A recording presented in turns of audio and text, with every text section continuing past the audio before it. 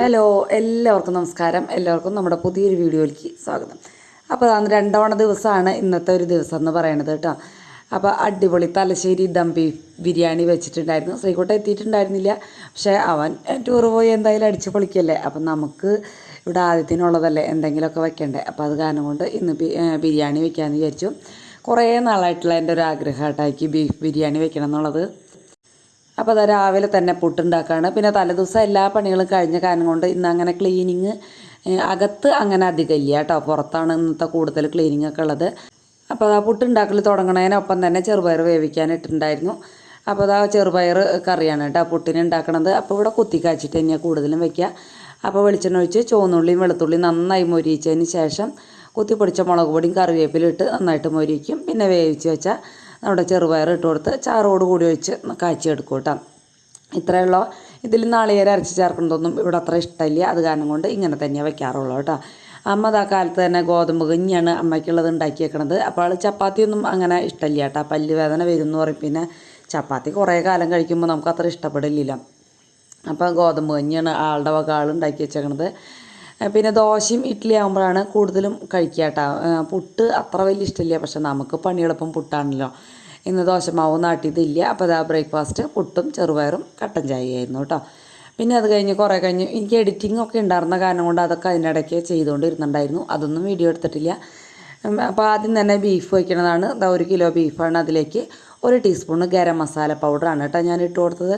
പിന്നെ ഒരു 1.5 ടീസ്പൂണ് കുരുമുളക് പൊടി ഇട്ട് കൊടുത്തു. അതൊക്കെ നമ്മുടെ ഇഷ്ടത്തിന് മാറ്റങ്ങൾ വരുത്താം. എരിവ് നമുക്ക് എത്ര വേണോ അതിനനുസരിച്ച്. പിന്നെ ഒരു ഇത്തിരി മഞ്ഞൾപ്പൊടിയും കൂടി ഇട്ട് കൊടുത്തിട്ടുണ്ട്. പിന്നെ മല്ലിയിലയും പുതിനയിലയും കുറേശ്ശെ ഇട്ട് കൊടുത്തിട്ടുണ്ട് കേട്ടോ. മല്ലിയില വാങ്ങിച്ചതാണ്. പുതിനയില നമ്മുടെ വീട്ടിൽ കുറേശ്ശെ ഉണ്ടായിട്ടുണ്ട്, വല്ലാണ്ടല്ല. പിന്നെ ഒരു 3-4 പച്ചമുളക്, ഒരു ബൾബ് വെളുത്തുള്ളി, ഒരു കഷ്ണം ഇഞ്ചി, ഇത്ര ഇട്ടിട്ടുണ്ട്. പിന്നെ ആവശ്യത്തിനുള്ള ഉപ്പും കൂടിയും ചേർത്ത് കൊടുക്കുക. അത് കഴിഞ്ഞ് നന്നായിട്ട് കൂട്ടിത്തിരുമ്മി മിക്സ് ചെയ്ത് വെക്കുക കേട്ടോ. വേറെ ഒന്നും ചേർക്കേണ്ട ആവശ്യമില്ല. തലശ്ശേരി ദം ബിരിയാണീൻ്റെ പ്രത്യേകത എനിക്ക് തോന്നിയേക്കുന്നത് അതിൽ മുളക് പൊടി മല്ലിപ്പൊടി ഒന്നും ചേർക്കാണ്ടുള്ള ആ ഒരു ടേസ്റ്റാണ്. നല്ല ടേസ്റ്റാണ് അല്ലേ. എനിക്ക് ഭയങ്കര ഇഷ്ടമാണ്. അതുപോലെ തന്നെ ജീരകശാല അരിയിൽ ഉണ്ടാക്കണം. പിന്നെ എന്നിട്ട് സാജീരകം ചേർക്കും. അതൊക്കെയാണ് എനിക്ക് പ്രത്യേകതയായിട്ട് തോന്നിയിട്ടുള്ളത്. കൂട്ടുകാർക്ക് അത് നന്നായിട്ട് അറിയാമെന്നുണ്ടെങ്കിൽ ഒന്ന് കമൻറ്റ് ചെയ്തോളൂ കേട്ടോ. ഞാൻ കണ്ടുപിടിച്ചത് ഇത്രയാണ് വ്യത്യാസങ്ങൾ. പിന്നെ ഒരു 6-7 സവോള, പിന്നെ ഒരു 10-12 പച്ചമുളക്.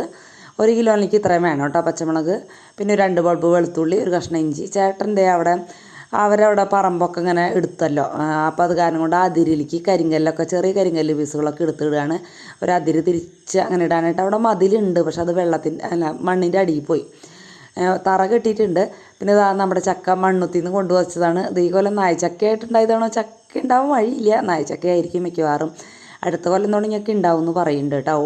അങ്ങനെ മണ്ണുത്തിൽ നിന്ന് കൊണ്ട് കിട്ടിയതാണ്. ചേട്ടൻ്റെ പാപ്പൻ്റെ മോളുടെ കുട്ടി അവിടെ പഠിക്കുന്നുണ്ടായിരുന്നു. അപ്പോൾ അവിടെ നിന്ന് കിട്ടിയിട്ട് കൊണ്ടുവച്ചിട്ടുള്ളതാണ്. അപ്പോൾ അതൊക്കെ നോക്കി കഴിഞ്ഞ് വന്നു കണ്ടിട്ട് ഞാൻ അതിലേക്കുള്ള ഉള്ളിയും സവോളയൊക്കെ വൃത്തിയാക്കി എടുക്കുകയാണ്. പിന്നെ ഒരു കിറ്റാണ് കേട്ടോ ചേട്ടൻ വാങ്ങിച്ചു കൊണ്ടുവന്നേക്കുന്നത്. സെപ്പറേറ്റ് ആയിട്ടല്ല ഇപ്രാവശ്യം വാങ്ങിച്ചേക്കുന്നത്. അപ്പോൾ അതിൽ ബിരിയാണി വെക്കേണ്ട വിധമൊക്കെ എഴുതിയിട്ടുണ്ട്. അതൊന്നും ഞാൻ നോക്കിയൊന്നുമില്ല.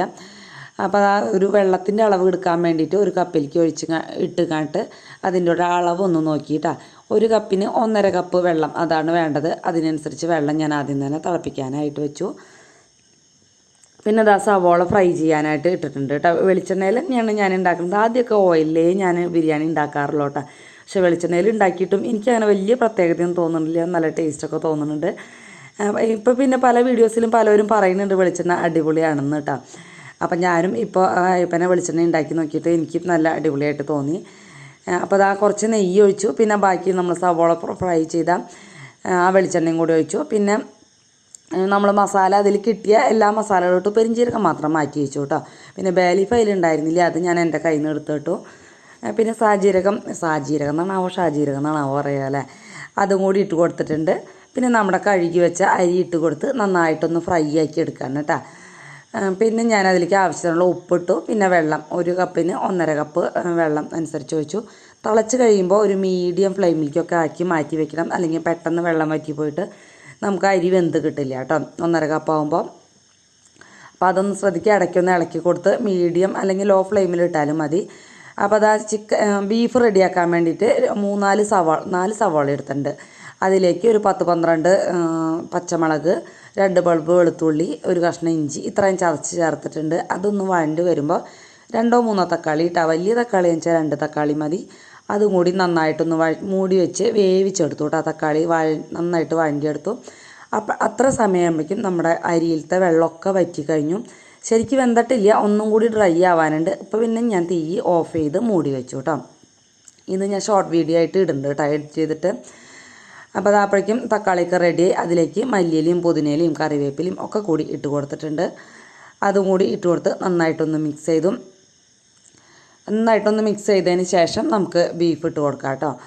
ബീഫിൽ ഇതിന് പിന്നെ മസാലകളൊന്നും നമുക്ക് ആവശ്യമില്ല, മുളക് പൊടിയും മല്ലിപ്പൊടിയും ഒന്നും ആവശ്യമില്ല. ബീഫ് വേവിച്ചത് എനിക്ക് ഇട്ട് കൊടുത്തിട്ടുണ്ട്. ഭയങ്കര വേവുള്ള ബീഫായിരുന്നു കേട്ടോ. 5-6 അടി അടിച്ച് തുറന്ന് നോക്കിയിട്ട് ശരിയായില്ല, പിന്നെ 5-6 അടിക്ക് അടിക്കേണ്ടി വന്നു. അതിൽ വെള്ളം ഉണ്ടെങ്കിൽ നന്നായിട്ട് വറ്റിച്ചെടുക്കുക തന്നെ വേണം കേട്ടോ. വെള്ളം വറ്റിച്ചെടുത്താലാണ് ടേസ്റ്റ് ഉണ്ടാവുള്ളൂ. വെള്ളത്തോടു കൂടി ഒരിക്കലും ദം ചെയ്യരുത്. എന്നിട്ട് പിന്നെ ഞാൻ 2 പ്രാവശ്യമായിട്ടാണ് ദം ചെയ്തത്. ആദ്യം ഈ ബീഫിൻ്റെ പകുതി എടുത്ത് നിരത്തി, അത് കഴിഞ്ഞിട്ട് നമ്മൾ ചോറിട്ട് കൊടുത്തു കേട്ടോ. പിന്നെ സാധാരണ പോലെ തന്നെ ഫ്രൈ ആക്കിയ സവോളയും അതേപോലെ തന്നെ അണ്ടിപ്പരിപ്പും മുന്തിരിയും പിന്നെ മല്ലിയിലയും പുതിനയിലയും എസൻസും നെയ്യും ഒക്കെ അങ്ങോട്ട് ഇട്ട് കൊടുത്തു കേട്ടോ. ശബ്ദം പെട്ടെന്ന് എനിക്ക് ഉറക്കം വന്നു കേട്ടോ. അത് കാരണം കൊണ്ട് ശബ്ദം മാറിയത്. ഉറക്കം വരേണ്ടിട്ട് മുന്നേ ശബ്ദം കൊടുത്തില്ലെങ്കിൽ ശബ്ദം അപ്പം വ്യത്യാസം വരും. സമയമൊന്നും അധികമായിട്ടില്ല ഈ ശബ്ദം കൊടുക്കുന്ന നേരത്ത്. പക്ഷേ എന്താ പറയുക, എനിക്ക് ഉറക്കം വന്നു കഴിഞ്ഞാൽ അപ്പം സൗണ്ട് മാറും. എല്ലാവർക്കും അങ്ങനെ തന്നെയാവും തോന്നുന്നു അല്ലേ. അപ്പോൾ അത് ആ ബീഫ് ഇട്ട് കൊടുത്തു കഴിഞ്ഞിട്ട് വീണ്ടും അതേ ലെയർ തന്നെ വീണ്ടും ഇട്ടു കേട്ടോ. ചെറിയൊരു എസൻസ് അതിലുണ്ടായിരുന്നുള്ള അത് ഒഴിച്ച് കൊടുത്തിട്ടുണ്ട്. എന്നിട്ട് പിന്നെ മൂടി വെച്ചിട്ട് ഒരു 10 മിനിറ്റൊക്കെ വേണം. ഒരു മീഡിയം ടു ലോ ഫ്ലെയിമിൽ ഇട്ട് വെച്ചാൽ മതി. എന്താ പറയുക, ആവി വെള്ളമൊക്കെ അത് മുകളിലേക്ക് തട്ടില്ലേ, അത്രയും നേരം വെച്ചാൽ മതി കേട്ടോ. അലൂമിനിയം ഫോയിൽ പേപ്പറൊന്നും ഞാൻ അങ്ങനെ വെക്കാറൊന്നുമില്ല, ഇങ്ങനെ തന്നെ എടുക്കാറ്. പിന്നെ ബാക്കിയുള്ള സവോളയൊക്കെ ഇട്ടിട്ട് ഒന്നിച്ചോടെ അങ്ങോട്ട് മിക്സ് ചെയ്തു. അടിപൊളി ടേസ്റ്റാണ് കേട്ടോ. കൂട്ടുകാർ ഒരു വട്ടം ഉണ്ടാക്കി വയ്ക്കുള്ളൂ. ബീഫ് ദം ബിരിയാണി എന്ന് പറഞ്ഞാൽ ബീഫ് ഇഷ്ടമുള്ളവർക്ക് കേട്ടോ, ബീഫ് ഇഷ്ടമില്ലാത്തവരുടെ കാര്യം പറയണ്ടല്ലോ. അപ്പോൾ അങ്ങനെ അത് ഉണ്ടാക്കിയൊക്കെ കഴിച്ചു. ശ്രീകുട്ടനുള്ളതൊരു പാത്രത്തിലാക്കി ഫ്രിഡ്ജിൽ ചൂടാറിയപ്പോൾ ഫ്രിഡ്ജിലേക്ക് എടുത്ത് വെച്ചു കേട്ടോ. അവൻ വരുമ്പോൾ ചൂടാക്കി കൊടുക്കാമെന്ന് വിചാരിച്ചിട്ട്. പിന്നെ ഞാൻ കുറച്ച് നേരമൊക്കെ കിടന്നിട്ട് പിന്നെ വിചാരിച്ച് ഈ പട്ട കുറേ ദിവസമായി കിടക്കണം ഇവിടെ ഒത്തില്ലാണ്ട്, ഇങ്ങനെ അതൊക്കെ ഒന്ന് ഓലക്കൊടിയും പട്ടയും ഒക്കെ ഒന്ന് വെട്ടി വെച്ചു. പിന്നെ ചേട്ടനും അവിടെ വെട്ടാനുണ്ടായിരുന്ന കുറച്ച് വിറകൊക്കെ ഉണ്ടായിരുന്നു കൊത്താനുള്ളത്, അതൊക്കെ ഒന്ന് റെഡിയാക്കി വെച്ചു. അപ്പോൾ ഇങ്ങനെ ഒഴിവുള്ള ദിവസങ്ങളിലാണ് നമുക്കിങ്ങനെയൊക്കെ ചെയ്ത് കഴിഞ്ഞാൽ ക്ഷീണം ഉണ്ടാവില്ലല്ലോ. സാധാരണ ജോലിക്ക് പോയിട്ട് വരുമ്പോഴൊക്കെ ഞാൻ വെട്ടാറുണ്ട്, പക്ഷെ അപ്പോൾ ഭയങ്കര ക്ഷീണമാണ് കേട്ടോ. പിന്നീട് എഡിറ്റിങ്ങും എല്ലാതും കൂടിയാകുമ്പം റെസ്റ്റ് തീരെ ഉണ്ടാവില്ല. പക്ഷെ ഇങ്ങനെയാകുമ്പോൾ നല്ല സുഖമാണ്. ഉറക്കക്ഷീണമൊക്കെ ഒന്ന് മാറി കേട്ടോ. 1-ാം തീയതിയാണ് ജോലി ഉണ്ടായിരുന്നുള്ളൂ. സാധാരണ അങ്ങനെ 1-ാം തീയതി ഉണ്ടാവാറില്ല, പുലിക്കളി കഴിഞ്ഞിട്ടാണ് ഉണ്ടാവാറ്. ഇപ്രാവശ്യം പക്ഷേ എന്തോ പുലിക്കളിയിൽ അന്ന് തന്നെ ജോലിക്ക് ചെല്ലണം എന്ന് പറഞ്ഞു കേട്ടോ. അത് കാരണം 1-ാം തീയതിയാണ് ജോലി ഉണ്ടായിരുന്നത്. അപ്പോൾ പിന്നെ പട്ടലും പട്ടയൊക്കെ ഈ ഒഴിവുള്ളപ്പോൾ വെട്ടി വെച്ച് പിന്നെ എനിക്ക് സുഖമായിട്ട് ഉണങ്ങി വിറകുകൊണ്ട് കത്തിക്കാമല്ലോ. അല്ലെങ്കിലും അത്ര അധികം വിറകൊന്നും ആവശ്യമില്ല, നമുക്ക് ചോറ് മാത്രം വെക്കാനല്ലേ. പക്ഷെ ഇന്നലെ മീൻ വാങ്ങിച്ചു കൊണ്ടപ്പോൾ ഞാൻ നന്നായിട്ട് മുറ്റത്ത് വറുത്തു കേട്ടോ. എന്താ വെച്ചാൽ പെട്ടെന്ന് ഇങ്ങനെ ആവും. കുറച്ച് അധികം വെളിച്ചെണ്ണ ഒഴിച്ചിട്ടുണ്ടെങ്കിൽ ഞാൻ കോരി എടുക്കാം. മാന്തൾ നല്ല വില കുറവിന് കിട്ടിയിട്ടുണ്ടായിരുന്നു. ആ വിശേഷം നാളെ പറയാം, നാളത്തെ വീഡിയോയിൽ അത് എന്തായാലും ഉൾപ്പെടുത്തു കേട്ടോ. അപ്പോൾ അത് പറയാം. അതിനിടയ്ക്ക് പട്ടയൊക്കെ ഒന്ന് ചെറിയ പീസുകളാക്കി വെട്ടിയിട്ടും നമ്മുടെ പൂച്ചകൂട്ടന്മാരുടെ അടുത്തേക്ക് വന്നിട്ട് ഭയങ്കര ശല്യമായിരുന്നു. ഓടിച്ച് വിട്ടിട്ടാണ് ഈ പട്ട വെട്ടുന്നത് കേട്ടോ. ചുറ്റും വന്നിരുന്നിട്ടേ അവറ്റങ്ങളുടെ മേല് വെട്ട് കിട്ടാവോ എന്ന് എനിക്ക് പേടിയായി. ആ കുഞ്ഞിപ്പൂച്ചയും നമ്മുടെ കണ്ടപ്പനാണ്. ബാക്കിയുള്ളവർ അത്രയ്ക്ക് അങ്ങോട്ട് ഇങ്ങനെ ചുറ്റിപ്പറ്റി നിൽക്കണ ഒരു പരിപാടിയില്ല. ഇവർക്ക് 2 പേർക്കാണ് ചുറ്റിപ്പറ്റി നിന്നിങ്ങനെ ഞാൻ എന്ത് ജോലി ചെയ്യായാലും അവരവിടെ അപ്പുറത്ത് ഉണ്ടാവും കേട്ടോ. പിന്നെ ഈ ഭാഗത്ത് കുറച്ച് പുല്ലും കൂടി ഉണ്ട്, പക്ഷെ അവിടെ മത്തങ്ങ മുളച്ചിട്ടുണ്ട്, അതുപോലെ തന്നെ പയറ് മുളച്ചിട്ടുണ്ട്. അപ്പോൾ അത് കാരണം കൊണ്ട് ഞാനിങ്ങനെ ആ പുല്ല് എന്നാൽ കുറച്ചൊക്കെ വൈകുന്നേരം ചെത്തിക്കളഞ്ഞു കേട്ടോ. അത് ഞാൻ വീഡിയോയിലൊന്നും എടുത്തിട്ടില്ല. അങ്ങനെ പട്ടവെട്ടലൊക്കെ കഴിഞ്ഞ് പിന്നെ ഓലക്കൊടിയൊക്കെ കെട്ടിയത് അവിടെ വെച്ചു. പിന്നെ പട്ടയും ഒതുക്കി അവിടെ വെച്ചു കേട്ടോ. അപ്പോൾ ഇങ്ങനെയാകുമ്പോൾ വെയിലും ഉണങ്ങുകയും ചെയ്യും, എന്നാൽ പിന്നെ മഴ കൊള്ളൂല്ല. എങ്ങാനും മഴ പെയ്തിട്ടുണ്ടെങ്കിൽ ഇപ്പോൾ പെട്ടെന്ന് തന്നെയൊക്കെ മഴ ഒക്കെ വരുന്നുണ്ട്, എന്നാലും മഴ പെയ്യണമൊന്നുമില്ല കേട്ടോ. നല്ല ചൂടല്ലേ ഇപ്പോൾ. പിന്നെ ഞാൻ നോക്കിയപ്പോൾ നമ്മുടെ പച്ചമുളക് ഉണ്ടല്ലോ, കഴിഞ്ഞ പ്രാവശ്യം ഒരു കട ഉണ്ടായി, അത് നമ്മൾ പറിച്ച് കളഞ്ഞ് 2ാമതാണ് ആ ഒരു ഗ്രോ ബാഗിൽ പച്ചമുളക് തൈ നട്ടത്. ഇപ്പോൾ ആകെ ഗ്രോ ബാഗൊക്കെ അങ്ങോട്ട് നുറുമ്പിച്ചു. പച്ചമുളകിൻ്റെ വേരൊക്കെ പുറത്തേക്കായിട്ടാണ്. അപ്പോൾ അതാ ഓരോ ബക്കറ്റുകളൊക്കെ പറമ്പിൽ കിടക്കുന്നുണ്ടായിരുന്നു നമ്മുടെ പണ്ടത്തെയൊക്കെ. അപ്പോൾ അതിലാണെന്ന് വെച്ചാൽ നമ്മൾ ഈ വേസ്റ്റ് ഇട്ട് വെച്ച് മണ്ണൊക്കെ ഇട്ട് വെച്ച് ആ ഒരു ജൈവവളമൊക്കെ ആയിട്ടുണ്ടായിരുന്നു. അപ്പോൾ അതിൻ്റെ മുകളിലേക്ക് ഇത് ഇറക്കി വെച്ച് കുറച്ചും കൂടി മുകളിലും കുറച്ച് മണ്ണിട്ടും അങ്ങനെ എല്ലാതും അങ്ങനെ ചെയ്തു കേട്ടോ. 3-4 ബക്കറ്റൊക്കെ ഉണ്ടായുള്ളൂ, അതൊക്കെ അങ്ങനെ ചെയ്തു. ഈ 2 കട വെച്ച് ഓരോന്നിൽ ഇട്ട് വെച്ചിട്ടുണ്ട്. അതിനി പറിച്ച് നട്ടിട്ടുണ്ടെങ്കിൽ എന്തായാലും പിന്നെ പച്ചമുളക് ഉണങ്ങി പോവും. അപ്പോൾ അത് കാരണം ഇങ്ങനെ തന്നെ വെച്ചു. വെള്ളക്കാന്താരിയാണ് കേട്ടോ. എനിക്ക് നെയ്മുളകൊക്കെ വെക്കണമെന്നുണ്ട്. ഭയങ്കര ഇഷ്ടമാണ് എനിക്ക് നെയ്മുളകിൻ്റെ ഒക്കെ ടേസ്റ്റ്. ചിലവർക്ക് അത് ഒട്ടും ഇഷ്ടമുണ്ടാവില്ല. പക്ഷേ എൻ്റെ വീട്ടിൽ ചെറുപ്പത്തിലേ തുടങ്ങി ആ ഒരു മുളക് വെച്ചിട്ടാണ്, മുളകും ഉണ്ടായിരുന്നു വീട്ടിൽ. അത് കാരണം കൊണ്ട് ആ മുളക് വെച്ചിട്ട് എനിക്ക് ഭയങ്കര ഇഷ്ടം. ഇപ്പോഴും വീട്ടിലുണ്ട്. ഞാനിവിടെ കൊണ്ടുവച്ചിട്ട് ഇതുവരെയും പിടിക്കണില്ല കേട്ടാ. നമ്മുടെ പൂച്ചക്കുട്ടന്മാരുടെ തക്കാളിപ്പെട്ടിയാണ് അത് അവർക്ക് ഉറങ്ങാനുള്ളത്. അവർ ഉറങ്ങണമൊന്നുമില്ല. അപ്പം ഞാൻ 2 കട തക്കാളി അല്ല നമ്മുടെ പച്ചമുളക് കട അതിലേക്ക് എടുത്ത് വെച്ചു കേട്ടോ. പിന്നെ കുറേ പച്ചമുളക് പൊട്ടിക്കാനുണ്ടായിരുന്നു, അത് പൊട്ടിച്ചു. ഇത്ര ദിവസം ഞാൻ പൊട്ടിക്കാണ്ടിരുന്നതാണ് കേട്ടോ. അത് നിൽക്കണ കാണാനുള്ള ഭംഗി കണ്ടിട്ടേ അതങ്ങനെ പൊട്ടിക്കാൻ തോന്നിയായിരുന്നില്ല. പിന്നെ നമ്മൾ ആ നാരങ്ങാച്ചാർ ഉണ്ടാക്കിയല്ലോ, അപ്പോൾ പിന്നെ പൊട്ടിച്ചെടുത്തു. പിന്നെ നമ്മുടെ വാഴപ്പിണ്ടി ഇതുവരെയും വെട്ടിയിട്ടുണ്ടായിരുന്നില്ല. എന്ന് വെച്ചാൽ വെട്ടി കഴിഞ്ഞാൽ നമ്മളത് ഉപയോഗിക്കണമല്ലോ വേഗം തന്നെ. അധികം ദിവസമൊന്നും ഫ്രിഡ്ജിൽ വയ്ക്കുന്നത് നല്ലതല്ല. അപ്പോൾ അത് കാരണം കൊണ്ട് ഇത്ര ദിവസം വെട്ടാണ്ടിരുന്നത്. നമ്മൾ സദ്യയൊക്കെ ചെയ്യല്ലായിരുന്നു. അപ്പോൾ ഇത് വെക്കാനായിട്ട് പറ്റില്ലല്ലോ. ശബ്ദം ഭയങ്കര സ്പീഡാവുണ്ട് അല്ലേ. ഞാൻ അപ്പോൾ ആദ്യത്തിനെ വിളിച്ച് നോക്കിയതാണ് കേട്ടോ. ആദ്യം പക്ഷേ മുകളിൽ പോയിരുന്ന ഒന്നും കേൾക്കില്ല. എന്താ വെച്ചാൽ അതിൻ്റെ ആ ഇലകളൊക്കെ ഉണ്ടല്ലോ, അതൊക്കെ നമ്മുടെ കോവയ്ക്കര പന്തലുമ്മയ്ക്ക് പോവാണ്. പിന്നെ പച്ചമുളക് കടാമയ്ക്കൊക്കെ വീഴാണ്.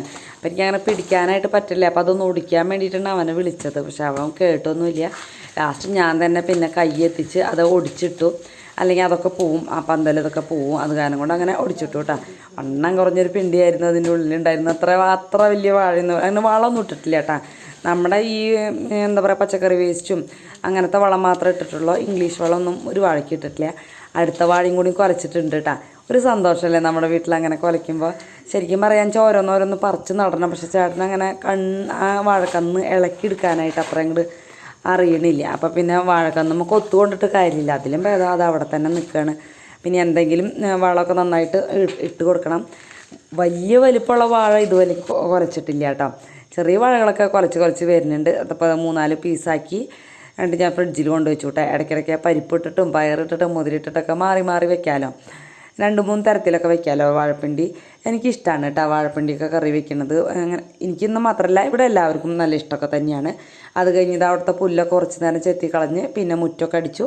അവിടെ പൂച്ചക്കുട്ടന്മാർ ഇപ്പോഴും എൻ്റെ കൂടെ തന്നെ ഉണ്ട് കേട്ടോ. അപ്പോൾ വീഡിയോ ഇഷ്ടപ്പെട്ടെങ്കിൽ ഒരു ലൈക്ക് തരാൻ മറക്കില്ല എന്ന് വിചാരിക്കുന്നു. അതുപോലെ തന്നെ കമൻറ്റ് എഴുതാനും മറക്കരുത്. ആരെങ്കിലും സബ്സ്ക്രൈബ് ചെയ്യാതെ കാണുന്നവരുണ്ടെങ്കിൽ ഒന്ന് സബ്സ്ക്രൈബ് ചെയ്യുക. അപ്പോൾ ഇനി നാളെ രാവിലെ 9 മണിക്ക് കാണാം. ഓക്കേ.